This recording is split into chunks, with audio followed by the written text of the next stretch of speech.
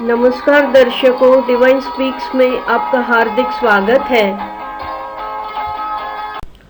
दर्शकों, आज हम देख रहे हैं कि हमारा देश और पूरी दुनिया एक के बाद एक अनेक संकटों से जूझ रही है। तकलीफें जैसे थमने का नाम ही नहीं ले रही। ये सब कलयुग के लक्षण है। इन सब का हमारे शास्त्रों में पहले से ही उल्लेख किया गया है। श्रीमद् भगवत, विष्णु पुराण, इन सब में जो कलयुग के लक्षण बताए हैं वही सब इस समय पृथ्वी पर सच होते नजर आ रहे हैं। तो इस वीडियो में हम इसी विषय पे बात करेंगे, कलयुग के लक्षण। इस समय कोरोना महामारी चल रही है और अब तक वह भी नहीं थमी और कितनी सारी घटनाएं घटित हो गई। इस समय पंजाब और हरियाणा के हजारों किसान दिल्ली के निरंकारी मैदान में प्रोटेस्ट कर रहे हैं।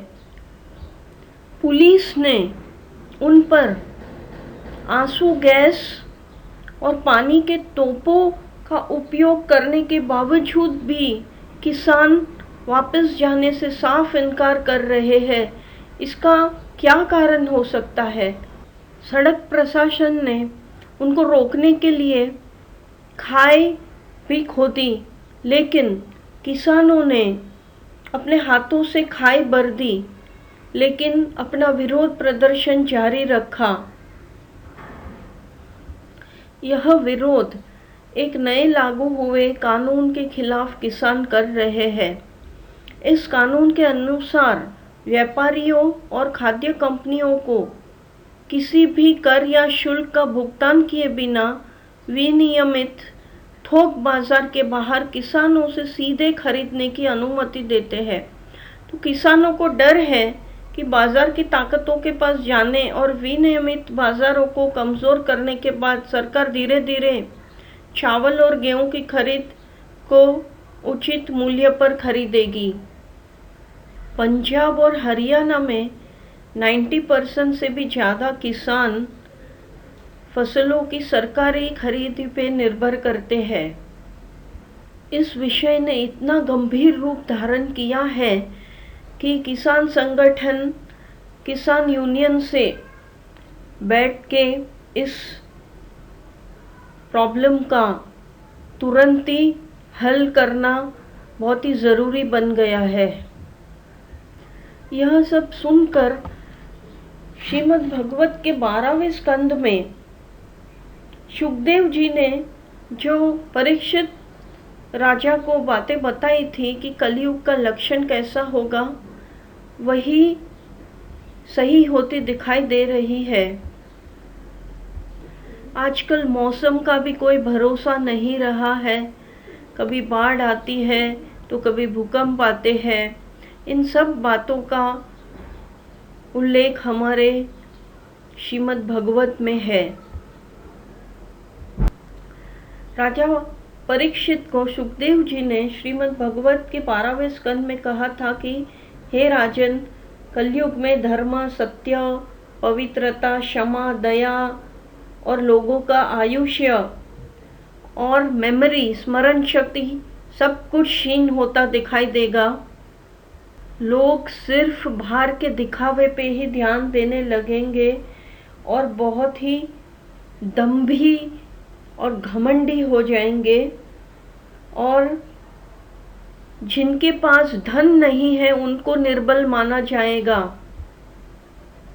न्याय और शिक्षण, एजुकेशन व्यवस्था में सिर्फ और सिर्फ घूस, लांच का ही चलन चलेगा और राजा प्रजा को असह्य बोझ के नीचे दबा देगी।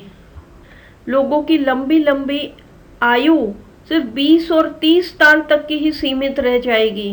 राजा चोर जैसे होंगे और लोग भी झूठ, बेकार की हिंसा से ही अपना जीवन गुजारने को आजीविका बना लेगा।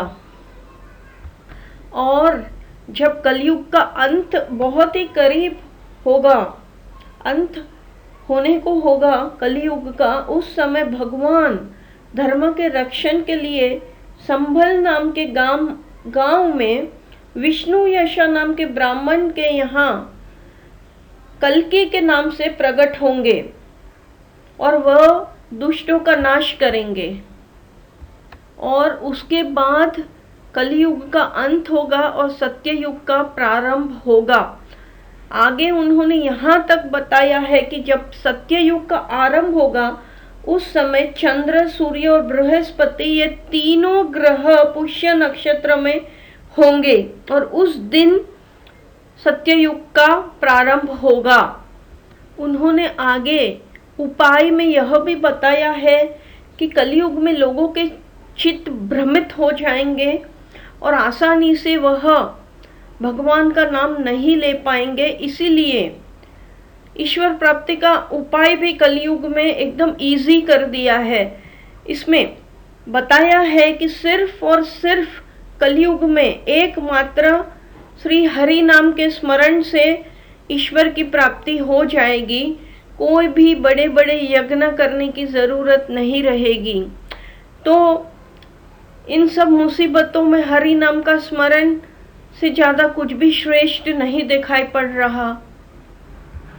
तो व्यूअर्स, हमारे पास इतना कुछ हो रहा है, उसके बावजूद एक आसान रास्ता है कि हरि की लीलाओं का गान करें और चैंटिंग करें।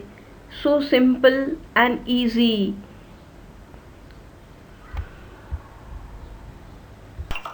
Life is subject to constant change. Accept whatever comes with time. परिवर्तन ही संसार का नियम है। तो व्यूअर्स, उम्मीद करती हूँ यह वीडियो आपको ज़रूर पसंद आया होगा। तो लाइक, शेयर, सब्सक्राइब और कमेंट ज़रूर करें। फिर मिलेंगे, तब तक के लिए धन्यवाद।